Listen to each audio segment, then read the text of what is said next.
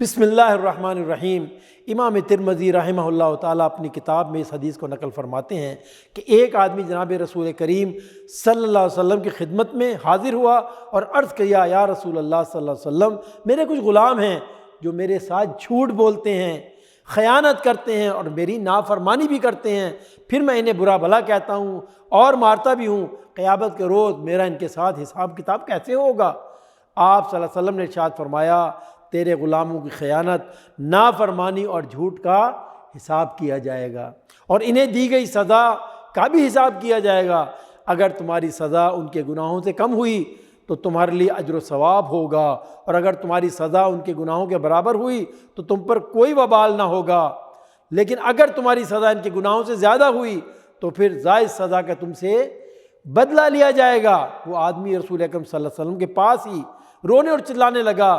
رسول اکرم صلی اللہ علیہ وسلم نے ارشاد فرمایا، کیا تم نے قرآن مجید کی آیت نہیں پڑھی کہ قیامت کے روز اللہ تعالیٰ فرماتے ہیں قیامت کے روز ہم انصاف کے ساتھ ترازو قائم کریں گے اور کسی پر ظلم نہیں کیا جائے گا، اگر ایک رائی کے برابر بھی کسی کی نیکی یا برائی ہوگی تو اسے بھی لے آئیں گے اور حساب لینے کے لیے ہم کافی ہیں۔ اللہ اکبر۔ یہ سن کر آدمی نے عرض کیا، یا رسول اللہ صلی اللہ علیہ وسلم، اس سے تو بہتر ہے کہ میں انہیں آزاد کر دوں اور قیامت کے روز اللہ رب العالمین کی پکڑ سے بچ جاؤں۔ میں آپ کو گواہ بناتا ہوں کہ وہ سب کے سب آزاد ہیں۔ اللہ اکبر۔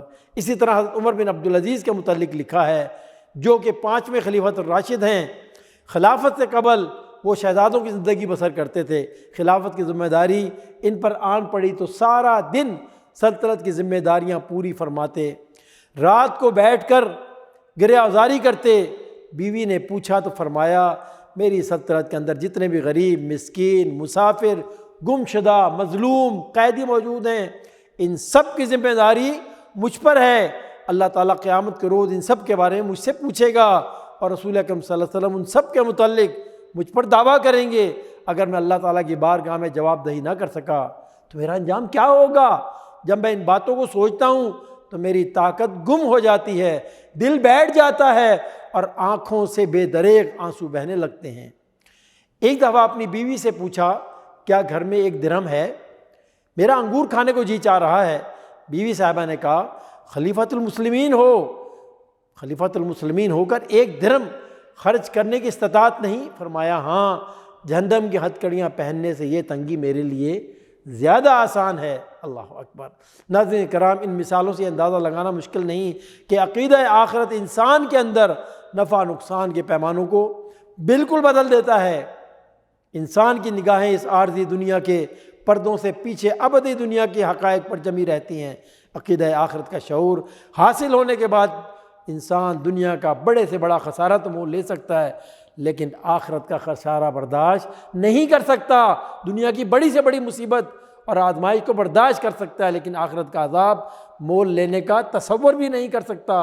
دنیا کے سارے رشتے ناطے توڑ سکتا ہے، لیکن اللہ اور اس کے رسول سے رشتہ توڑنا گوارا نہیں کر سکتا۔ دنیا کی ساری رنگینیاں، آرام و آسائش ترک کر سکتا ہے، لیکن آخرت کی ابدی نعمتوں سے محرومی کبھی برداشت نہیں کر سکتا۔ ناظرین کرام، سوچنے کی بات یہ ہے کہ اگر عقیدہ آخرت انسان کے فکر و عمل میں اتنا زبردست انقلاب پیدا کر دیتا ہے تو پھر ہماری زندگیاں اس انقلاب سے خالی کیوں ہیں؟ کہنے والا بھی اور تمام سننے والوں کے اس بارے میں اپنا اپنا جائزہ ضرور لینا چاہیے۔